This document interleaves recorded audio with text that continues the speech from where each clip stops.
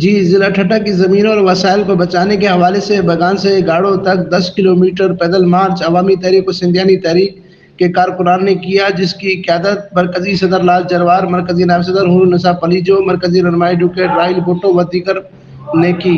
مقررین نے اپنے خطاب میں کہا کہ زمینوں پر قبضوں کے خلاف جاری جدوجہد کو وسعت دینے کی ضرورت ہے۔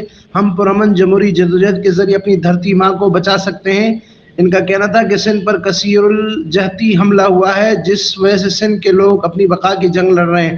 زمینوں اور وسائل کی لوٹ مار کے خلاف ایک طرف سندھ کے باضمیر بیٹے اور بیٹیاں بشمول سندھیانی تحریک، عوامی تحریک کے کارکنان مسلسل پرامن جدوجہد میں مصروف ہیں، تو دوسری طرف سندھ کے تمام جاگیردار نام نہاد قائدین جو جے ڈی اے کے ساتھ اتحاد میں کھڑے ہیں، جن کو صرف الیکشن اور اقتدار چاہیے، وہ خاموش تماشائی بنے بیٹھے ہیں۔ وہ اقتدار کے اتنے لالچی اور بھوکے ہیں کہ لاکھوں ایکڑ اراضی پر قبضہ کے خلاف ایک لفظ بھی نہیں بولنے کو تیار نہیں۔